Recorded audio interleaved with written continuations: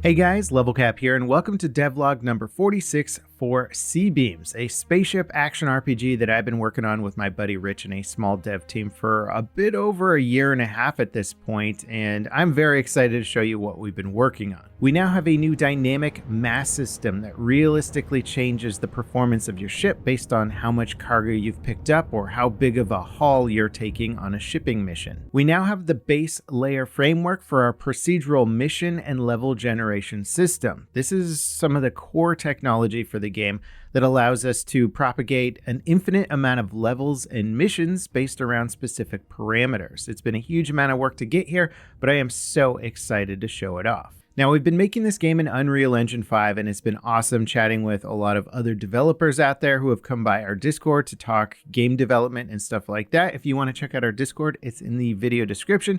And of course, if you want to wishlist C-Beams, check it out on Steam. I will put a link below for that as well. Let's get into the new updates. Okay, so one of the first things I want to show off is our new dynamic mass system. Notice right now how my little size 1 cargo ship is fairly agile. I can spin it around, change directions relatively quickly. It's got very little in its cargo hold. However, I've loaded up these tech containers with a lot of raw iron ore, and as I ingest them and fill up the cargo hold here, the mass of my ship is going to increase substantially. And in fact, for the purpose of this test here, it's probably carrying more weight than I would normally allow a small ship like this to carry. But as you can see now, when I try and accelerate, this ship is slow and sluggish. In fact, its turning thrusters are insanely slow. I would actually increase their power if I knew that this ship was intended to carry this much weight. When I conduct the same test with a much larger vessel of substantially more weight and thrust power, you can see taking on that much cargo actually doesn't really affect its maneuverability quite as much. It does affect it, but it shows the difference between a small ship with weak thrusters and a very large ship with extremely powerful thrusters. And this system is going to influence a ton of choices that you make as a player. When you're out on a mission, how much cargo do you want to take on? Are you a combat ship? Are you going after other ships?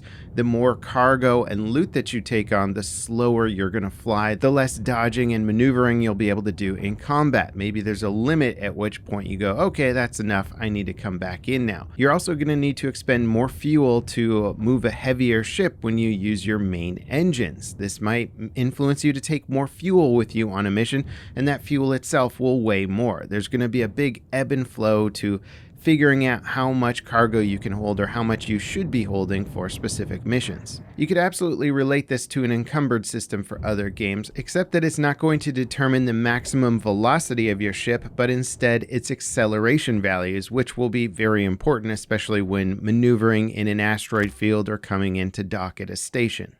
Now, this is important to explain to show off our first procedurally generated mission. I'm going to accept a hauling mission here and exit this nav beacon, and it's added a whole bunch of scrap metal to my cargo hold. So this ship is now going to be flying more sluggishly. I'm going to select the destination on the nav ring, Procgenia, not a final name, it is Procgenia, basically, procedurally generated mission.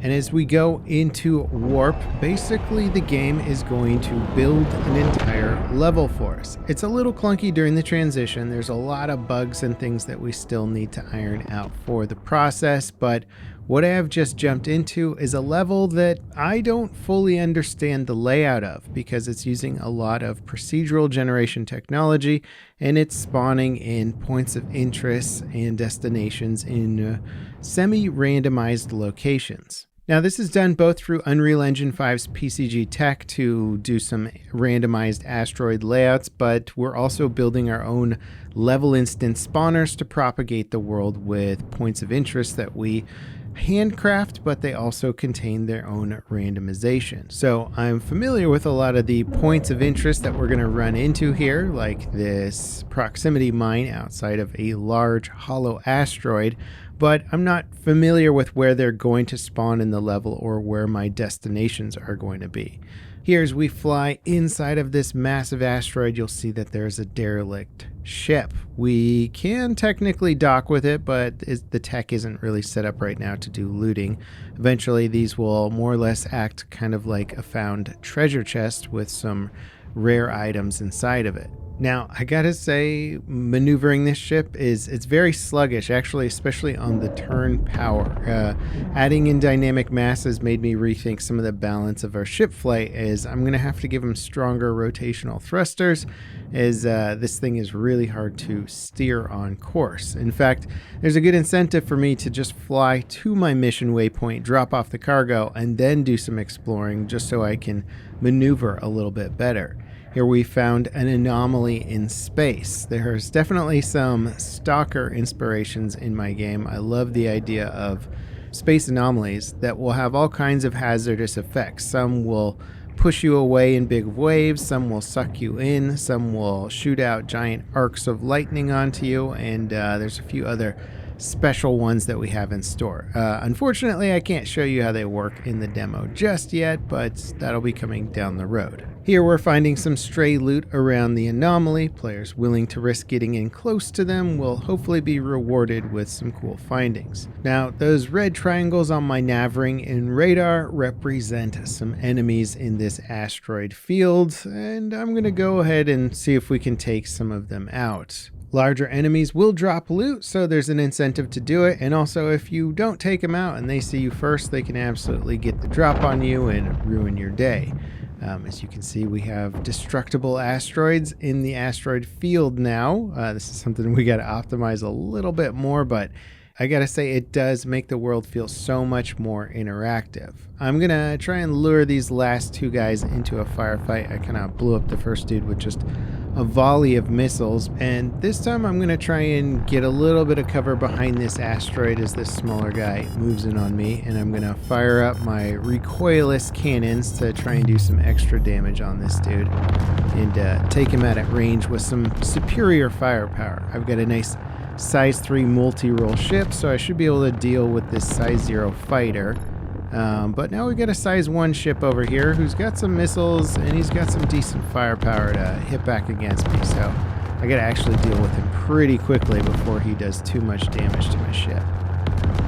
And got him, and just managed to miss that asteroid right there. I gotta say, a firefight in an asteroid field usually ends in me running into something. I actually need to tweak the nav ring a little bit. Now that we've been doing denser asteroid fields, I have to adjust the ranges at which it detects asteroids, so it's a little bit more useful. Also, the main asteroid field is actually spawning all the exact same types of asteroids right now. We haven't yet built out the randomizer logic for the asteroid spawners, so it's a whole bunch of the exact same asteroid, which any trained eyes out there might have picked up on that, aside from a few different asteroids that you'll see in points of interest. There's another derelict ship and some loot, but I actually see my space station in range now, and I'm very excited to get all this heavy cargo off my ship so I can actually handle a bit better in this dense asteroid field. Now, I kind of forgot to explain the whole point of these procedural missions, but these are basically job board missions, a big backbone of what the gameplay is going to be. So in between doing more handcrafted narrative missions,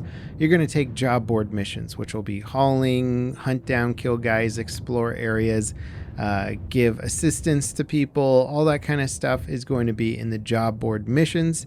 And if we design them correctly, they should hopefully be fun and interesting each time and not feel too random or chaotic, as we come into dock with the Beltec station to complete our hauling objective and give them the scrap metal that they needed. Now, what's cool about this is we have a ton of space stations that could randomly spawn here as the objective location. And the stations themselves will eventually provide some basic services like repairing your ship. My ship actually has quite a bit of battle damage on it and barely any health. You can see it also took the scrap metal out of my inventory. I'm going to clean up my inventory and jettison some cargo. We just got the ability to jettison in the game, but it doesn't have controller support yet, so we'll get that working soon. And once again, my ship is now light and agile, giving me honestly a feeling like I could take on much more difficult enemies in combat.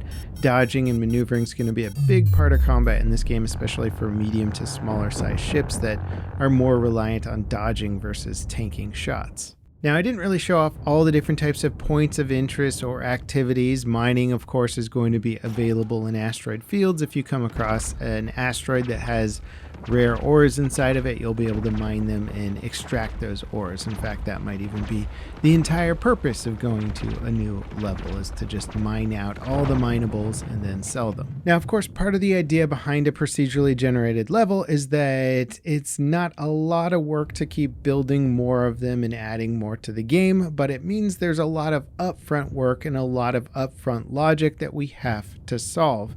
And the man designing that logic is our tech lead, Rich, and he's going to explain a bit of that to you now. To procedurally generate these mission areas, we're using something we call spawners. These spawners do just that. They spawn things into existence. A spawner could spawn a level instance, which is a group of other things, including spawners. It could spawn a spaceship. It could spawn treasure. It could spawn a station. If it's something interesting like a station, we'll call it a point of interest, or POI. And since one of these spawners could spawn a level instance that could contain other spawners, we have a couple of interesting problems we need to solve with this spawning system. What ends up happening is the whole structure of the level and all the spawners ends up like a tree. When a spawner spawns a level instance, it's like spawning a branch.